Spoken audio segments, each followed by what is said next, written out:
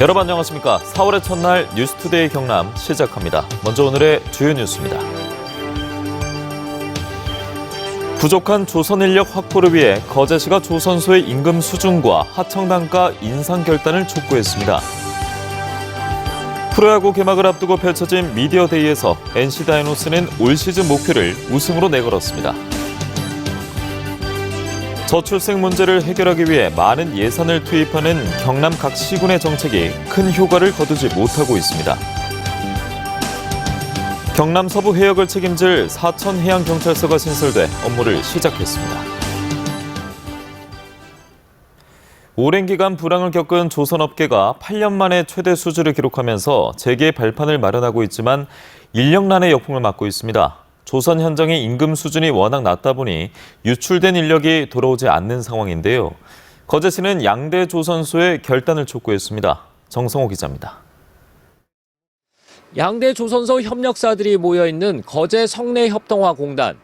이곳의 6개 업체 가운데 절반은 가동을 하지 않고 있습니다. 근무 인원도 10년 전과 비교해 1,000명 이상 줄었습니다. 조선업계가 지난해 8년 만에 최대 수주 실적을 기록하며 일감은 쌓였는데 정작 일할 사람이 없는 겁니다. 2015년에 비해 대우조선과 삼성중공업 인력은 10,000명 정도 줄었습니다. 협력업체까지 넓히면 4만 명 이상이 현장을 떠났습니다. 위험도는 높지만 일반 건설 현장보다 낮은 임금 수준이 원인입니다. 협력업체들은 하청 단가 자체가 낮다 보니 임금 수준을 올려 새로운 노동자를 구하는 게 어렵다고 말합니다. 인력이 없어서 3,000톤 물량을 반납한 상황으로 지금 현재 계속 그대로 그만 지키고 있는 상황입니다. 그래서 인원을 수급하려고 해도 인원이 안 모입니다. 거제시는 조선 인력 수급을 위해 신규 채용 훈련 장려금, 조선업 노동자 정착 비용 등을 지원하는 방안을 내놨습니다. 하지만 무엇보다 임금 수준과 하청 단가 인상을 위해서는 양대 조선소의 결단이 필요하다는 입장입니다.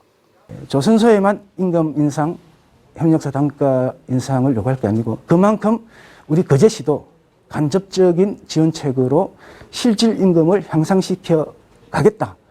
지난해 수주 물량이 본격적으로 건조되는 올 하반기가 되면 8,000명 이상의 인력이 부족한 상황. 조선업계가 인력난 해소를 위해 어떤 해답을 내놓을지 주목됩니다. MBC 뉴스 정성호입니다. 바로 내일 2022 KBO 리그가 개막합니다. 개막을 앞두고 펼쳐진 어제 미디어데이에서 밝힌 NC 다이노스의 출사표, 그리고 올 시즌의 리그에서 달라지는 점을 서창호 기자가 전해드립니다. 지난해 선수들의 원정 술자리 파문 등 이딴 악재 때문에 7위로 시즌을 마감한 NC 다이노스. 전년도 한국 시리즈 우승팀이 포스트 시즌 진출에 실패한 건 지난 2010년 기아 이후 11년 만이었습니다. 팬심을 되돌리기 위해 반등이 절실한 상황. 올 시즌 NC 다이노스의 캐치프레이즈는 핸즈업입니다. 거침없이 위로 올라가자는 뜻을 가지고 있습니다. 손아섭 선수와 박건우 선수와 함께 팀의 우승을 다시 만끽하고 싶고 다시 한번 집행검을 들어올리도록 하겠습니다. 성적만큼이나 지역 팬들의 관심을 끄는 건 낙동강 라이벌 롯데와의 맞대결. 롯데의 상징이나 다름없었던 손아섭의 이적이 팬심에 불을 지폈습니다. 롯데 자이언츠를 이겨야 또 이런 NC 다이노스의 경남 팬분들이 더 좋아지시지 않을까. 하루 앞으로 다가온 개막전. 야구장 안의 분위기도 사뭇 달라집니다. 올 시즌 가장 달라지는 건 관중 입장 허용 범위입니다. 지난 2년간 코로나19 여파로 관중 입장을 제한했던 것과 달리 이제는 100% 관중 입장이 가능합니다. 또 지정된 좌석에서만 먹을 수 있었던 음식도 자유롭게 먹을 수 있습니다. NC는 내일 SSG와의 개막 2연전을 맞아 팬들에게 응원 도구를 전달하는 한편 치어리더의 퍼포먼스 등 다양한 이벤트로 팬들을 맞이할 계획입니다. MBC 뉴스 서창호입니다.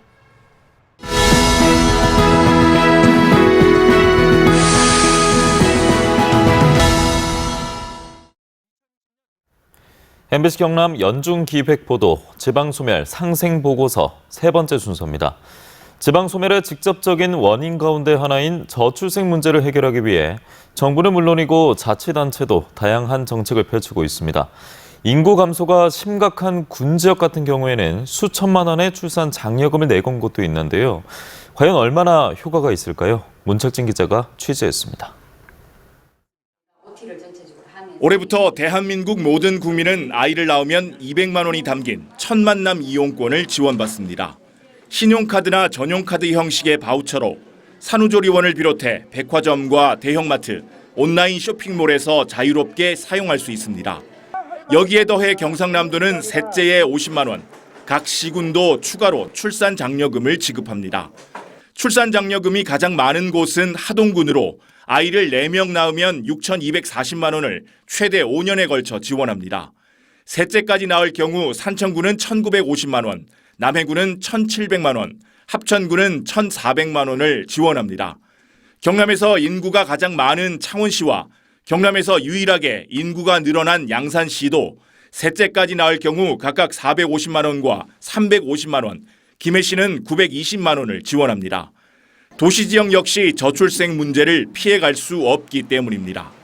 달달이 받는 10만 원으로서 보험료도 내고 또 아이들 학습지도 시키고 기저귀도 사고 정말 좋다고 말씀을 하시거든요. 여기에 임산부 진료비와 유아 건강보험, 난임 시술비, 양육수당, 결혼 축하금 지원 등 출산율을 높이기 위한 다양한 정책들도 함께 시행되고 있습니다.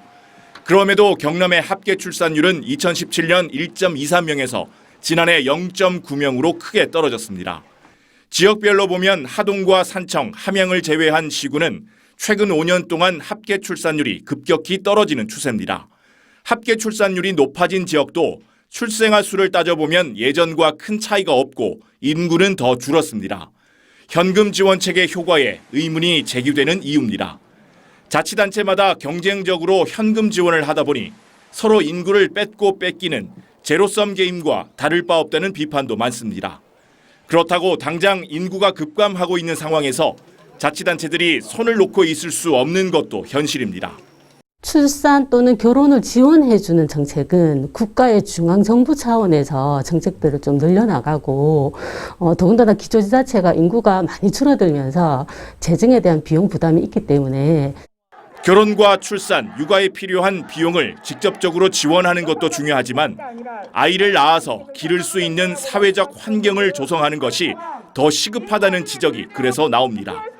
100년의 삶에 대한 대책이 없는 상황에서 누가 안전을 담보하지 않고 자신의 안정을 찾지 못하는 상황에서 출생을 하겠습니까? 전문가들은 젊은 세대의 출산 기피 현상이 문화로 자리 잡기 전에 정부가 전 생애를 아우르는 종합적인 저출생 대책을 하루빨리 마련해야 한다고 입을 모읍니다. MBC 뉴스 문철진입니다. 진주시를 비롯해 전국 11개 자치단체가 참여한 전국혁신도시협의회가 수도권 공공기관 2차 혁신도시 이전 촉구 공동 건의문을 채택해 대통령직 인수위원회와 정부에 전달하기로 했습니다. 전국혁신도시협의회는 혁신도시가 지역 발전의 거점으로 성장하고 안착하기 위해선 수도권 공공기관의 2차 이전이 반드시 이뤄져야 한다고 건의했습니다. 국민의힘 경남도당의 제8회 전국 동시지방선거 경남도당 공천관리위원회 구성안이 중앙당 최고위원회의에서 의결돼 최종 확정됐습니다. 공천관리위원장은 이달곤 도당위원장, 부위원장은 강민국 도당 수석 부위원장, 이 밖에 기업체 대표와 교수, 변호사 등 외부 인사 5명까지 모두 7명으로 구성됐으며 공관위원들은 비례대표 공천관리 업무도 함께 맡습니다. 그동안 통영해양경찰서 관할이었던 경남 서부해역을 별도로 책임질 사천해양경찰서가 신설돼 업무를 시작했습니다. 선박 안전사고에 더 빠르게 대응하고 행정 업무 처리도 편리해질 것으로 보입니다. 이종승 기자입니다. 지금까지 사천을 비롯한 경남 서부 해역에서 선박 전복 사고가 나면 1시간이 지나야 구조대가 도착했습니다. 통영 해경이 담당해 왔기 때문입니다. 앞으로는 현장 대응 시간이 30분 안팎까지 앞당겨집니다. 또 어업 면허와 확인서 발급 같은 민원 업무 처리 시간도 대폭 단축됩니다. 사천과 남해, 하동, 고성군 일부 해역만 별도로 책임질 사천 해경이 신설돼 공식 업무를 시작했기 때문입니다. 통영 해경이 관할할 때는 너무 멀어서 구조하는 데 어려움이 많았습니다. 그런데 사천 해경이 생겼으니까 어민 입장에서는 안전하게 조업을 할 수 있게 되어서 매우 안심이 됩니다. 구체적인 관할 해역은 남해대교 경계선을 기준으로 동쪽은 사천해경, 서쪽은 여수해경이며 고성군 자란만 경계선 기준으로는 서쪽이 사천해경, 동쪽이 통영해경입니다.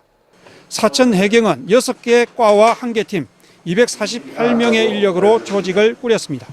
경비함 4척을 포함해 6척의 함정을 갖췄고 사천과 노량, 남해 3곳의 파출소를 운영합니다. 경남 서부 해역은 4,400여 척의 어선이 등록돼 있고 5개의 국가 어항이 있으며 사천, 제주, 카페리까지 운항 중이어서 치안 수요가 증가하고 있습니다. 최근 3년간 서부 경남 해역에서 230건의 선박 사고가 있었습니다. 인명사고와 직결되기 때문에 예방에 중점을 두고 만약 사고가 발생하면 신속하게 대응할 수 있도록 임시청사를 빌려 쓰고 있는 사천해경은 국유지를 중심으로 신청사 부지를 물색 중이라고 밝혔습니다. MBC 뉴스 이종성입니다. 이어서 공연과 전시 등 도내 문화계 소식을 전해드리는 문화가 산책입니다. 부정석 기자입니다. 통영 페스티벌 오케스트라 연주회가 오는 3일 오후 3시 통영국제음악제 폐막식에서 선보입니다. 독일의 마르쿠스 스텐츠 지휘 아래 블루크너 교향곡 7번, 앤드류 노먼의 풀려나다, 헝가리 거장 피아니스트 덴제 랑키 협연으로 리스트 피아노 협주곡 2번 등이 공연됩니다. 이보다 앞서 오늘은 이문 프로젝트 날과 필름 콘서트 디 오케스트라 공연이, 내일은 박채영 피아노 리사이틀과 코리아 챔버 오케스트라 연주가 관객들을 사로잡을 예정입니다. 창원 출신 박상복 한국화가의 전시회인 박상복 2000경이 오는 6일부터 11일까지 엿새 동안 창원 성산아트홀 제1, 제4 전시실에서 열립니다. 이번 전시회엔 박 화가가 지난 2년 동안 국내의 명소를 찾아 수묵담채화로 표현한 2000여 점의 작품이 소개됩니다. 제40회 경상남도 연극제가 14일간의 대장정을 마무리하고 성공적으로 막을 내렸습니다. 극단 현장에 나는 이렇게 들었다는 단체상과 연기상, 연출상 등 5개 부분에서 수상해 5관왕을 차지했습니다. 또 극단 미소의 우리 동네 체육대회가 희곡상을, 배우 천영훈 기획재상아 씨가 공로패를 받았고 황시은, 정영경 씨가 최우수 관객 심사위원상을 수상했습니다. MBC 뉴스 부정석입니다. 다음은 투데이 경남입니다. 김해 칠산서부동 행정복지센터 개청식이 오늘 오전 해당 복지센터에서 열립니다. 제36회 전국시도대항 장사씨름대회가 오늘부터 오는 7일까지 창녕국민체육센터에서 무관중 경기로 진행됩니다. 남해군 고현면 자원봉사캠프 개소식이 오늘 오후 대장경 판각문화센터에서 펼쳐집니다. 진주시립교향악단의 제93회 정기연주회가 오늘 저녁 경남문화예술회관 대공연장에서 열립니다. 진주시가 월화산 숲속의 진주 안에 조성한 자연휴양림의 준공식이 어제 열려 이번 달인 4월 중순부터 운영에 들어갑니다. 국비와 지방비 242억 원을 들여 만든 월화산 자연휴양림은 숲속의 집과 콘도형 휴양관, 글램핑 등 110명을 수용할 수 있는 숙박시설을 비롯해 숲속 어린이 도서관, 산림 레포츠 시설 등을 갖추고 있습니다. 거창군이 지역 내에 설치된 무인 민원 발급기의 수수료를 무료화합니다.